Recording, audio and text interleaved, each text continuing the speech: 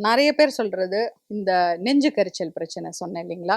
சாப்பிட்ட உடனே அப்படியே நெஞ்சு எரியுது, எதுக்களிக்குது, நைட்டெல்லாம் தூங்க முடியல, படுத்தா உடனே அப்படியே மேல ஏறுற மாரி இருக்குன்னு. இதெல்லாம் என்னன்னு கேட்டீங்கன்னா, நைட்ல லேட்டா சாப்பிடுறது ஃபர்ஸ்ட் ரீசன்.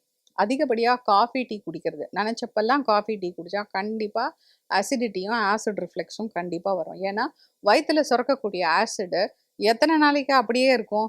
அதிகரிக்கும்போது கொஞ்சம் கொஞ்சமா அந்த உணவு குழல்ல இருக்கக்கூடிய அந்த எலாஸ்டிக் மாதிரியான அந்த வால்வு பகுதிய சேதப்படுத்தி, அத லைட்டா திறக்க வச்ச உடனே அந்த ஆசிட் மேல ஏறும். அதுக்கு பேரு தான் ஆசிட் ரிஃப்ளெக்ஸ். இந்த ஆசிட் ரிஃப்ளெக்ஸ் வரும்போது கண்டிப்பா தொண்டையில ஒரு ட்ரை காஃப் வரும்.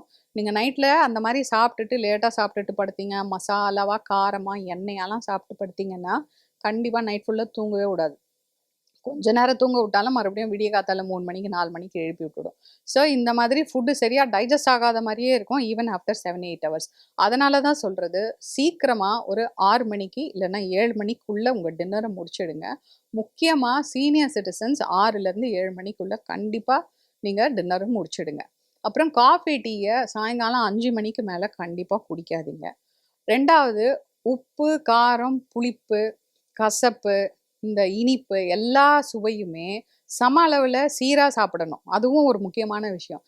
ஒரு சுவைய இப்ப நெறைய பேருக்கு டிஃபால்ட்டா பை ஹேபிட் சில பேருக்கு சாப்பாட்ல வந்து அந்த புளிப்பு சுவை அதிகமா இருந்தா பிடிக்கும். சாம்பார், ரசம் எது சாப்பிட்டு பார்த்தாலும் கொஞ்சம் காரம் தூக்கலா இருக்கும். அப்புறம் கண்டிப்பா சாப்பாட்ல வந்து ஊறுகாய் இருக்கணும், வத்த குழம்பு இருக்கணும். இந்த மாதிரி ஏதாவது ஒரு ஸ்பெசிஃபிக் ஹேபிட்ஸ் இருக்கணும். டெய்லி அப்பளம் இருக்கணும். இந்த மாதிரிலாம் இருக்கும். அந்த மாரியெல்லாம் இருந்ததுன்னா, கண்டிப்பா அத அவாய்ட் பண்ணிக்கோங்க.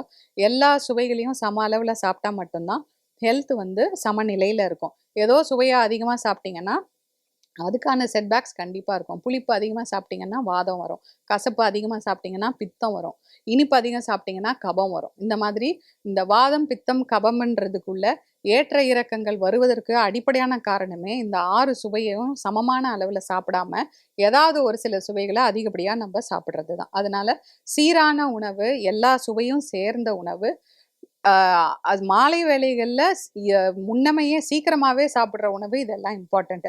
எப்பவுமே நம்ம சாப்பிட்ட டைம்லேருந்து நம்ம படுக்க போற டைம் போது, வயித்துல இருக்கிற உணவு வந்து குடல் பகுதிக்கு போயிடணும். அதுக்கு வந்து ஒரு 2லேருந்து 3 மணி நேரம் ஆகும். ஸோ நீங்க ஒரு 9 மணி, 10 மணிக்கு டிவி எல்லாம் பார்த்துட்டு, சாப்பிட்டுட்டு உடனே 10:30 மணிக்கு படுக்க போனீங்கன்னா, அந்த ஃபுட் எப்படி ஜீரணமாகும்? அது செரிமானம் பண்ணி முடிக்கிறதுக்குள்ள மறுநாள் காலையில பொழுது விடிஞ்சிரும். மறுபடியும் பொழுது விடிஞ்ச உடனே நீங்க மறுபடியும் காஃபி, டீலேருந்து தொடங்கி ஏதோ ஒண்ணு சாப்பிட்டுக்கிட்டே இருப்பீங்க. அப்போ ஓய்வில்லாம அந்த வயிறு வேலை செய்யுது இல்லையா?